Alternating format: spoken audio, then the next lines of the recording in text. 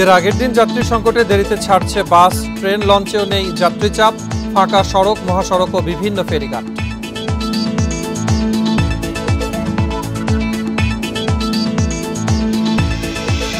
একদিনে পদ্মা সেতুতে টোল আদায়ের রেকর্ড, মঙ্গলবার ৪৫,০০০-এর বেশি যানবাহন থেকে আদায় ৫ কোটি টাকা।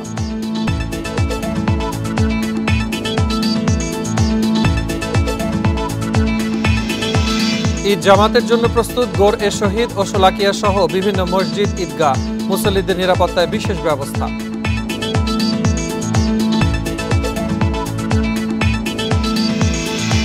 চট্টগ্রামে ছেলেকে বাঁচাতে গিয়ে বখাটে কিশোরদের হামলায় আহত চিকিৎসক বাবার মৃত্যু, এ পর্যন্ত গ্রেফতার ৩।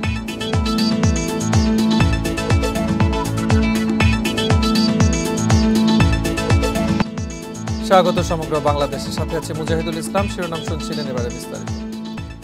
পরিবারের সাথে ঈদ আনন্দ ভাগাভাগি করতে রাজধানী ছাড়ছে মানুষ। তবে ঈদের আগের দিন সড়ক, মহাসড়কে পরিবহনের সংকট দেখা গেছে। কোথাও কোথাও আবার যাত্রী সংকটের কারণে দেরিতে ছাড়ছে বাস, ফাঁকা পড়ে আছে পাটুরিয়া এবং আরিচা কাজিরহাট ফেরিঘাটও। বুধবার সকাল থেকে ঢাকা চট্টগ্রাম ও ঢাকা সিলেট মহাসড়কে ঘরমুখী মানুষের চাপ খুব একটা দেখা যায়নি। ফাঁকা রাস্তায় নির্বিঘ্নে বাড়ি ফিরছেন মানুষ। তবে কয়েকদিনের তুলনায় বাড়তি ভাড়া আদায়ের অভিযোগ যাত্রীদের। এটা এমনি আমরা ১০০ টাকা দিতাম ক্যাশ, এখন 300 টাকা নিতে থাকে। 300 টাকা বাড়া, 200 টাকা বাড়ায় নিতে থাকে। 400, 350 এখন তো লোকের গাড়ি মনে করে 500, 600 এরকম আর কি। এটা গাড়ি হলো দোষ, গাড়িটা যায় বইরা আইয়ে খালি এলি করে 100 করে 150 করে বেশি দেয় না। ঢাকা টাঙ্গাইল ও ঢাকা ময়মনসিংহ মহাসড়কে গত 2 দিন যানবাহনের চাপ থাকলেও বুধবার সকাল থেকে মহাসড়ক দুটি একেবারেই ফাঁকা। পর্যাপ্ত যাত্রী না পাওয়ায় দেরি করে ছাড়ছে অনেক বাস।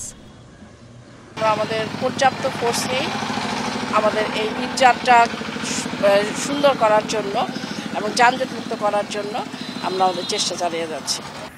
সাভার শিল্পাঞ্চলের বেশিরভাগ শ্রমজীবী মানুষ এরই মধ্যে গ্রামের বাড়ি চলে যাওয়ায় ঢাকা আরিচা ও নবীনগর চন্দ্রা মহাসড়কেও দেখা যায়নি যানবাহনের চাপ। এদিকে ঈদযাত্রার শেষ দিনে প্রায় ফাঁকা বঙ্গবন্ধু এক্সপ্রেসওয়ে। মঙ্গলবার পদ্মা সেতুতে টোল আদায়ের রেকর্ড হলেও বুধবার সকালে স্বাভাবিকের চেয়েও কম যানবাহন চলাচল করেছে।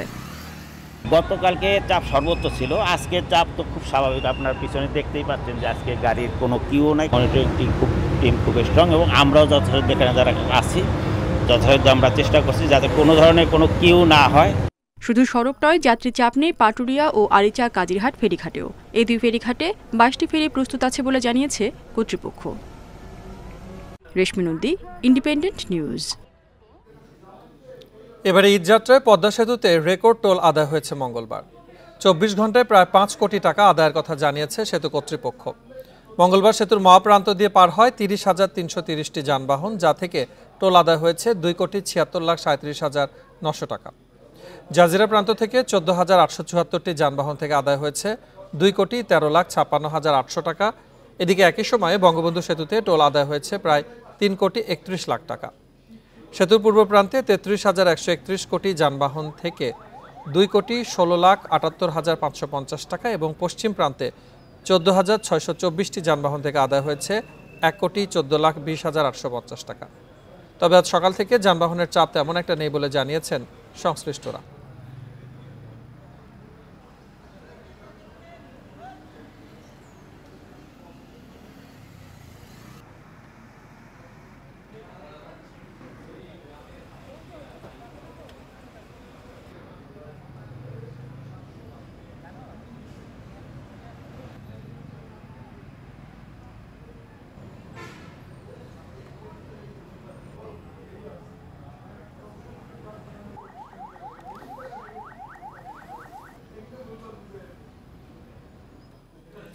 সড়ক পরিস্থিতি নিয়ে আরো জানাতে এবারে গাজীপুর ও মুন্সিগঞ্জ থেকে যোগ দিচ্ছেন সহকর্মীরা। শুরুতেই গাজীপুর থেকে জানাবেন সহকর্মী আবুল হাসান। আবুল হাসান, আমরা যেমনটি জানছি যে বেশ ঢিলেঢালা সড়কের পরিস্থিতি এবং ঘর ফেরত মানুষ একেবারে শেষ মুহূর্তে বাড়ি ফিরছেন, কেমন দেখছেন রাস্তাঘাটের অবস্থান? দেখুন, আমি সকাল থেকে ঢাকা ময়মনসিংহ এবং আমি দেখেছি যে মানুষের যে উচ্চ করা ভিড় ছিল গত কয়েকদিন, আজকে কিন্তু সেই রকম নেই। মানুষ অনেকেই কিন্তু এর মধ্যে তাদের নিজ নিজ বাড়িতে চলে গেছেন। যারা অবশিষ্ট আছেন শেষ মুহূর্তে তারা চেষ্টা করছেন বাড়ি ফেরার জন্য, এবং যে মানুষের উপস্থিতি সেটি কিন্তু তুলনামূলক অনেক কম, তবে যানবাহনের সংখ্যা কিন্তু অনেক রয়েছে। এবং আমি যেটি দেখেছি যে মহাখালী বা হায়দ্রাবাদ থেকে যে গাড়িগুলো আছে সেই গাড়িগুলোতে যাত্রী তুলনামূলক কম, অনেক গাড়ি তাদের সঙ্গে কথা বলছিলেন, তারা যেটি জানিয়েছেন যে এই যে ধর্মকে মানুষের চাপটা এর মধ্যে শেষ হয়ে গেছে, যারা অবশিষ্ট আছে তারা আসছে কিন্তু সেই সংখ্যা অত্যন্ত কম। চালকরা বলছেন যে তাদের এখন খরচ হচ্ছে না, যেভাবে যেই সংখ্যায় যাত্রী আছে তাতে তাদের খরচ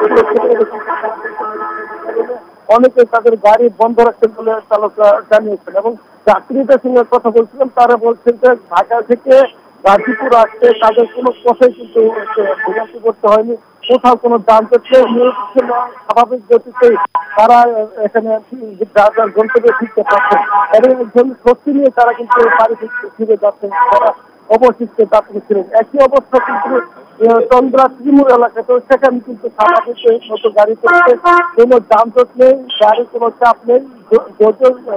যে শেষ মুহূর্তে তারা তৈরি পোশাক কারখানায় শ্রমিক যারা আটকে পড়েছিলেন তাদের কিছু সংখ্যা রয়েছে সেখানে, কিন্তু সেটিও অত্যন্ত কম, এবং যারা আছেন তারা কিন্তু সম্পূর্ণভাবে এখান থেকে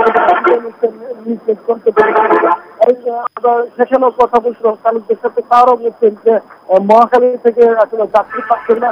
জি আবুল হাসান, আপনি আরো তথ্য সংগ্রহ করতে থাকুন। এবারে আমরা জানবো পদ্মা সেতু সহ মহাসড়কের পরিস্থিতি। সেখান থেকে যোগ দিচ্ছেন, মুন্সিগঞ্জ থেকে যুক্ত হচ্ছেন সহকর্মী জিতু রায়। জিতু, আজকে সড়কের অবস্থান কেমন দেখছেন? আজকে সড়কের অবস্থা দক্ষিণ অঞ্চলের মানুষের জন্য অত্যন্ত স্বস্তির। পদ্মা সেতু সংশ্লিষ্ট কর্মকর্তা কর্মচারীরা আজকে যেটি জানাচ্ছেন যে গত দিনের চাইতেও আজকের যাত্রা অনেকের জন্য সহজ হয়েছে। আমরা পদ্মা সেতু এলাকায় ভোর থেকে অবস্থান করছি। গতদিন এই সড়কে ঢাকা মাওয়া এক্সপ্রেসওয়ে দিয়ে পদ্মা সেতু ব্যবহার করে যারা দক্ষিণবঙ্গে পৌঁছেছেন তাদের যথেষ্ট ভিড় লক্ষ্য করতে পারছি, এবং যেটি আমরা সংবাদে প্রতিবেদনে প্রকাশ করেছি যে টোল আদায় যেটি সর্বোচ্চ রেকর্ড পরিমাণ হয়েছে প্রায় 5 কোটি গত দিনের, সেই তুলনায় আজকের সকাল থেকেই এই চাপটি বা গাড়ির চাপ এই পদ্মা সেতু এলাকায় একেবারেই নেই বললেই চলায়।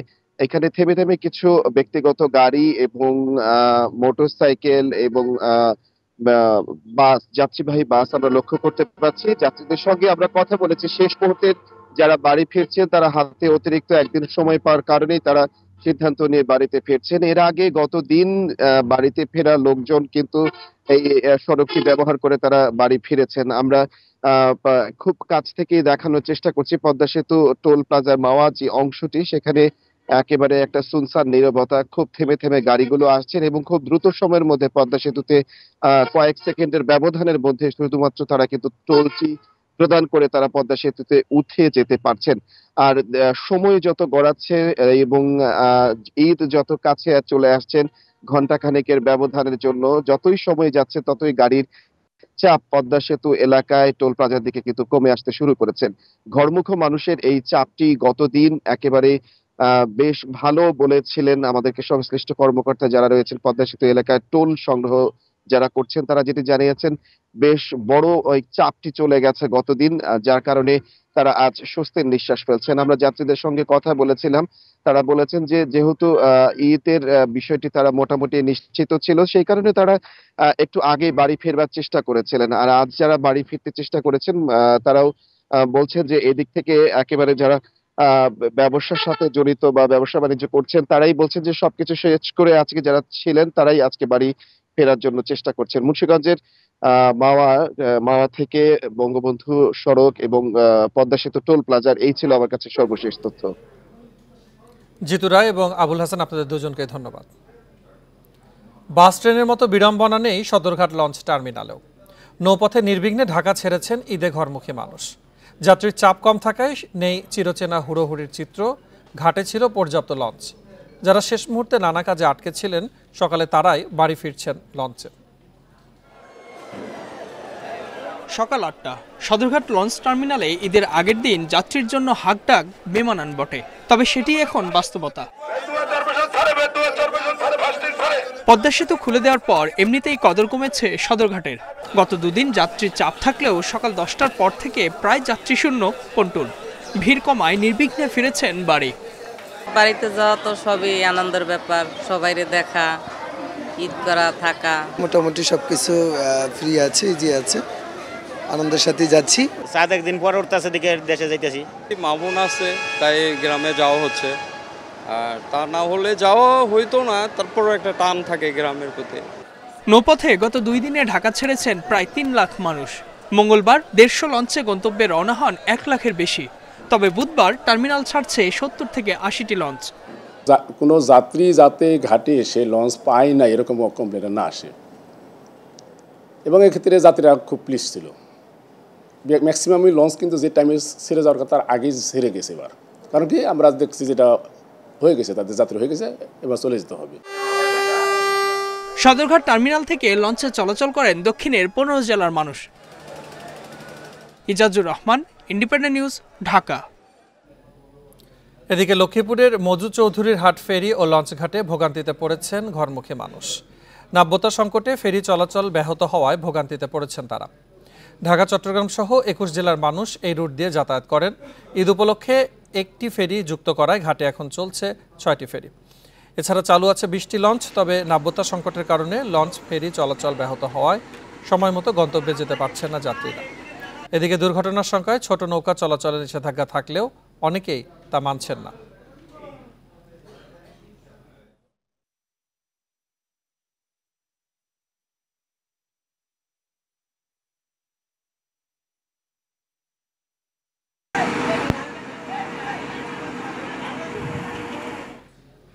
এ নিয়ে আরো জানাতে লক্ষ্মীপুর থেকে যুক্ত হচ্ছেন সহকর্মী আব্বাস হোসেন। আব্বাস, ফেরি চলাচলের যে রাস্তায় নাব্যতা সংকটের কথাটি আমরা শুনছিলাম, সেটি সর্বশেষ কেমন পরিস্থিতি সেখানে দেখছেন? আসলে কিন্তু কিছুক্ষণ আগে কিন্তু নদীতে জোয়ার হয়েছে। এই জোয়ার আসার সাথে সাথে কিন্তু আমরা দেখেছি পানি প্রায় 8 থেকে 10 ফুট পানি বেড়েছে। বেড়ে যাওয়ার কারণে মূলত এখন যে স্বাভাবিকভাবে কিন্তু লঞ্চ এবং ফেরি চলাচল করছে, এই লঞ্চ এবং ফেরি চলাচল করার কারণে যে যাত্রীদের দুর্ভোগ আমরা সকাল থেকে যেটা দেখতে পেয়েছি সেটা কিন্তু অনেক অংশে কমছে।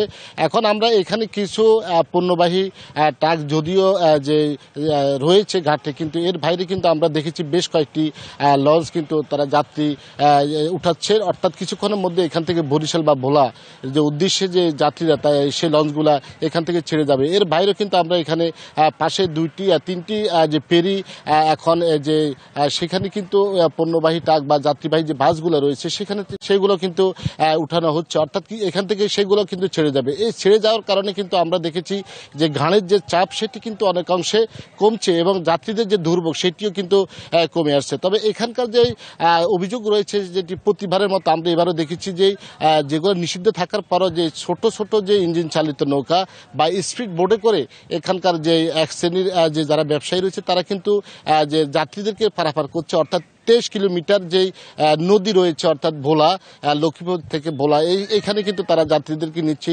এতে করে আমরা অনেক সময় কিন্তু দুর্ঘটনার আশঙ্কা রয়েছে বা করেছেন। তবে পুলিশের পক্ষ থেকে যেটি দেখেছি আমরা বেশ পর্যাপ্ত নিরাপত্তা রয়েছে কিন্তু ঘাটে। এর বাইরে কিন্তু নির্বাহী ম্যাজিস্ট্রেট নিয়োজিত রয়েছে।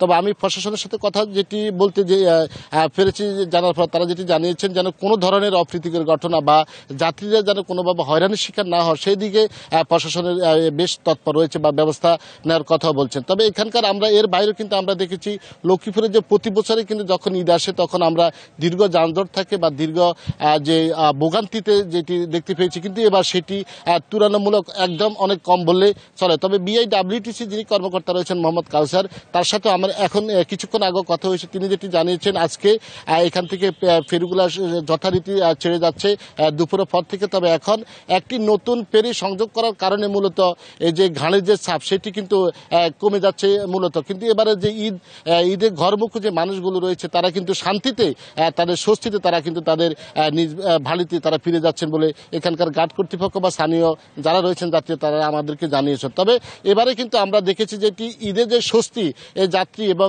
শ্রমিক বা যে ঘাট বা লঞ্চ যে মালিকরা রয়েছেন তারা সবাই কিন্তু স্বস্তি বোধ করেছে। লক্ষ্মীপুর থেকে জানাচ্ছিলেন সহকর্মী আব্বাস হোসেন। ঈদের জামাতের জন্য প্রস্তুত দিনাজপুরের গোর এ শহীদ এবং কিশোরগঞ্জের ঐতিহাসিক শোলাকিয়া ময়দান। এই দুই ময়দানে দেশের সর্ববৃহৎ ঈদ জামাত হয়। এর মধ্যে দিনাজপুরের গোরে শহীদ বড় ময়দানে 5 লাখ মুসল্লি অংশ নেবেন বলে ধারণা করছেন আয়োজকরা। 60-এর দশক থেকে দিনাজপুরে গোরে শহীদ বড় ময়দানে ঈদ জামাতের আয়োজন করা হয়। 2016 সালে মাঠটি সম্প্রসারণ হয় আরও 23 একর এলাকা জুড়ে।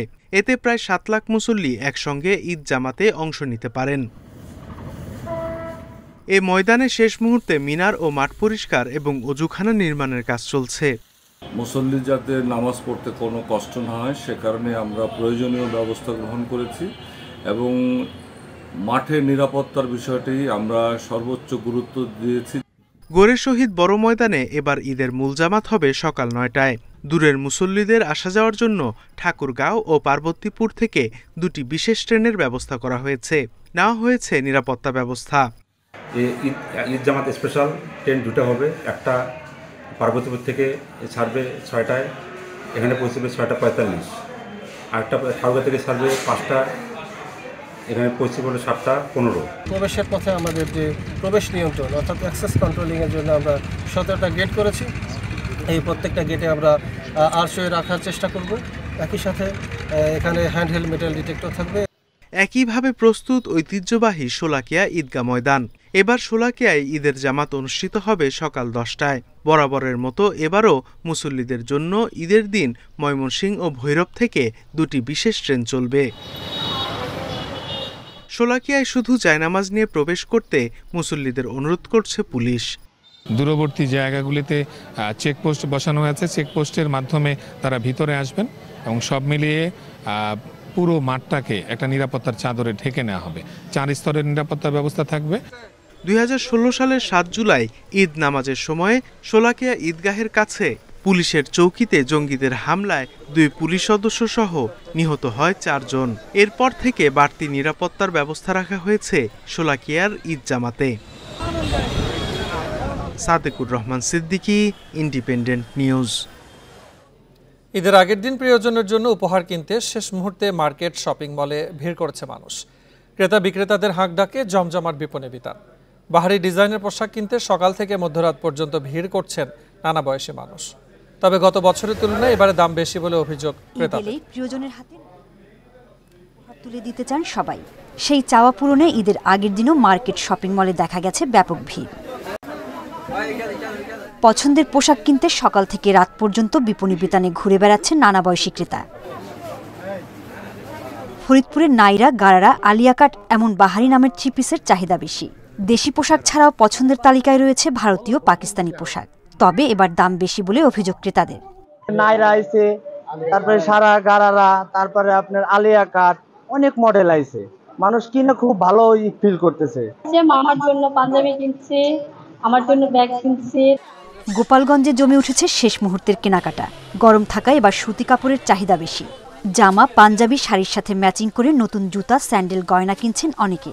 সময়ের সঙ্গে দাম একটু বেশি, কারণ সবকিছুরই দাম বেশি, সেই সঙ্গে কাপড়ের মানও ভালো। জামালপুরের শহীদ হারুন সড়ক ও তমালতলার বিপণী বিতানে সকাল থেকে মধ্যরাত পর্যন্ত দেখা গেছে ক্রেতাদের ভিড়। তো আমাদের কিন্তু হচ্ছে, আমরা ফ্যামিলিরা সবকিছু কেনাকাটা করছি। কাপড়ের পাইকারি দাম বৃদ্ধি পাওয়ায় খুচরা বাজারেও দাম বেশি দাবি বিক্রেতাদের। মনে করতেছে যে আমরা মাল দাম বেশি রাখতেছি, কিন্তু আসলে আমাদের ঢাকা থেকে কেনা পড়তেছে বেশি। ওদের ডলার সংকট দেখায়, এটা দেখায়। মাদারীপুর ও ঝিনাইদহে ক্রেতা সামলাতে হিমশিম খাচ্ছেন দোকানিরা। মৌলভীবাজারে শহরের পাশাপাশি গ্রামীণ হাট বাজারেও চলছে জমজমাট বেচাকেনা। সোহেলি জাহান, ইন্ডিপেন্ডেন্ট নিউজ। পুরাতন বছরকে বিদায় দিয়ে নতুন বছরকে বরণে খাগড়াছড়িতে চলছে বৈশাখী উৎসব। এই উপলক্ষে ত্রিপুরা সম্প্রদায় আয়োজন করেছে বৈশু শোভাযাত্রা। বর্ণিল সব আয়োজনে সামিল হয় বিভিন্ন বয়সী মানুষ। পুরাতন বছরকে বিদায় আর নতুন বছরকে বরণে ত্রিপুরাদের প্রধান সামাজিক উৎসব বৈশু। এ উপলক্ষে খাগড়াছড়িতে বের হয় বর্ণিল শোভাযাত্রা। দীর্ঘ 1 বছরের অপেক্ষা শেষে বৈশু শোভাযাত্রায় যোগ দেয় ত্রিপুরা সম্প্রদায়ের বিভিন্ন বয়সী মানুষ। নিজেদের ঐতিহ্যবাহী পোশাকে শোভাযাত্রাকে রঙিন করে তুলে তরুণ তরুণী ও শিশুরা। পরিবেশন করা হয় ঐতিহ্যবাহী ত্রিপুরা নৃত্য। আমরা এই বৈশতে সবাই মিলে আনন্দ উল্লাস করি। র্যালিতে অংশগ্রহণ করতে আসছি আমার বন্ধুদের সাথে। কালকে আমাদের আছে ফুল দিয়ে পূজা করা, আমরা কালকে মা গঙ্গার উদ্দেশ্যে পূজা করব। ত্রিপুরাদের হাজার বছরের নিজস্ব সংস্কৃতি, ভাষা, সঙ্গীত, নৃত্য সহ হারানো সংস্কৃতিকে তুলে ধরার জন্য এমন আয়োজন বলছেন আয়োজকরা। আমাদের যে নিজস্ব একটা সংস্কৃতি আছে, আমাদের নিজস্ব ভাষা আছে, আমাদের নিজস্ব গান বাজনা সব আছে, এইগুলো সব আমরা তুলে ধরতে চাই। পাহাড়ে বিভিন্ন জাতিগোষ্ঠীর মধ্যে সম্প্রীতির বন্ধন আরও সুদৃঢ় হবে আশা পার্বত্য চট্টগ্রাম বিষয়ক প্রতিমন্ত্রীর। সকল জাতিগোষ্ঠী সম্প্রদায়ের মধ্যে যে সংস্কৃতি আছে, সকল সংস্কৃতির মাঝে ঐক্যের বন্ধন সৃষ্টি হোক এবং আমাদের যে সংস্কৃতি আছে, বাংলাদেশের অপরাপর জনগোষ্ঠী যে সংস্কৃতি, এর মধ্যে একটা মেলবন্ধন তৈরি হবে। চাকমাদের বিজু, মারমা সাংরাই ও ত্রিপুরা উৎসবের সম্মিলিত রূপকে বলা হয় বৈশাখী। এই উৎসব চলবে আগামী 15 এপ্রিল পর্যন্ত।